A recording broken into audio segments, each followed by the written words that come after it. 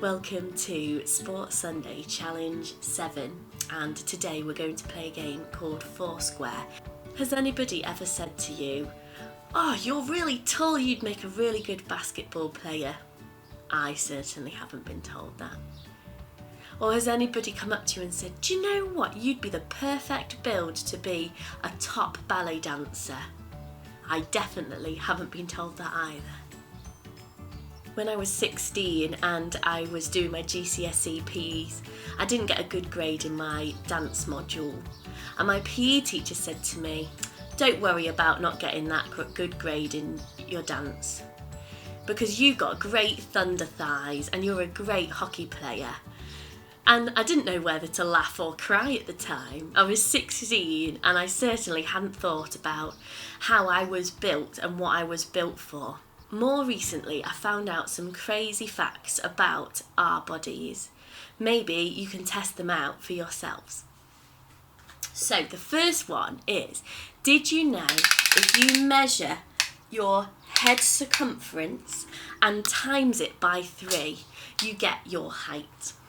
Your arm span is the same as your height. Your wrist to the fold in your arm there is exactly the same length from there to there as your foot length. Try them out for yourselves, and I wonder if you can find any others. We're intricately designed and built in amazing ways that we don't even think about. There are over 60,000 miles of circulatory system, like blood vessels keeping you warm.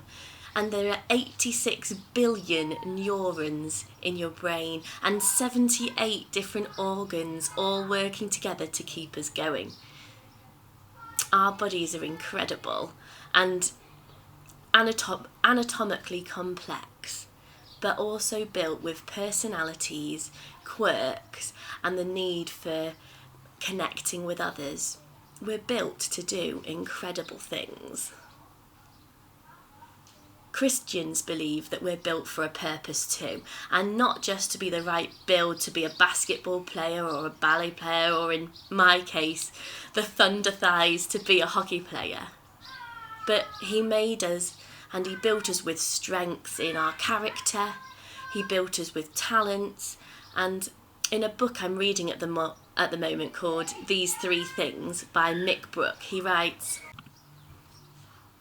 "As we begin to get to grips with this amazing design that God has built into us, we can better understand how God meant for us to live and begin to better navigate our search for security, self-worth and significance.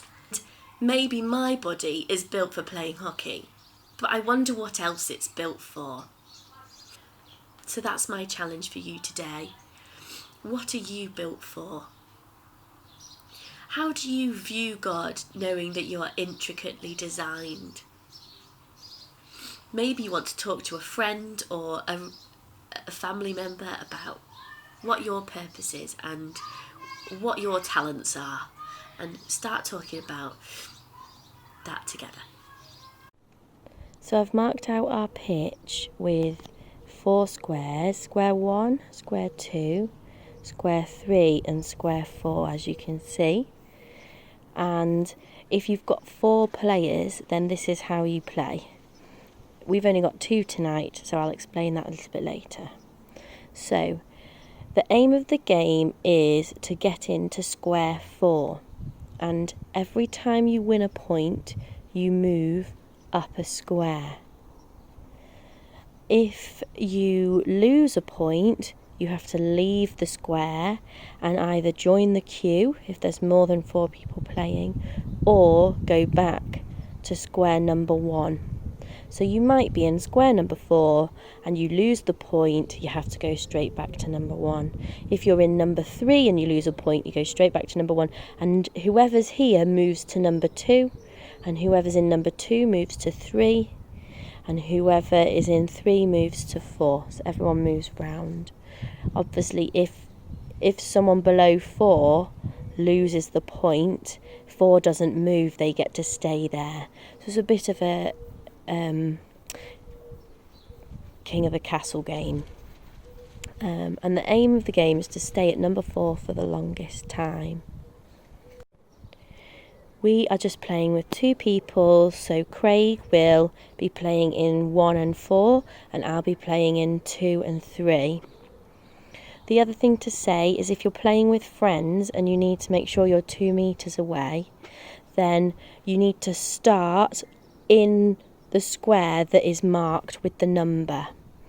And when it's not your turn, you need to stay on that number. Then you can ensure that you're 2 metres away from everybody. So when it's your point, you can move around. If the ball's in your court, you can move around. But if the ball is in someone else's court, then you need to stay at your number.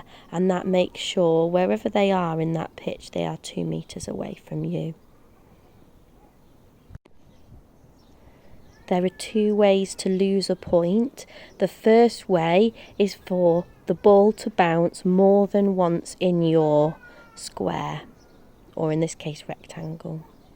The second way to lose a point is if you bounce the ball into someone else's square but it goes over the line, so it's out, just like tennis. If it goes over the line, it's out. So a couple more rules. The first is if your feet go outside of the lines, you also lose the point. So you'd have to go back to number 1 square or to the back of the line. And also, if you're playing with people who are not in your own family, it's not good to share equipment. So to do this, if you each had a bat, a bit like ping pong, you can see I've got a bat there. You could play it using different bats, whatever you can find, and then just make sure the same person always starts with the ball.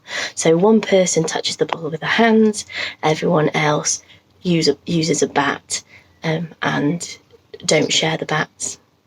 I know it's tricky, but it's great fun to have a bit of a game together, and yeah, it's just something different. Have a go, see how you get on.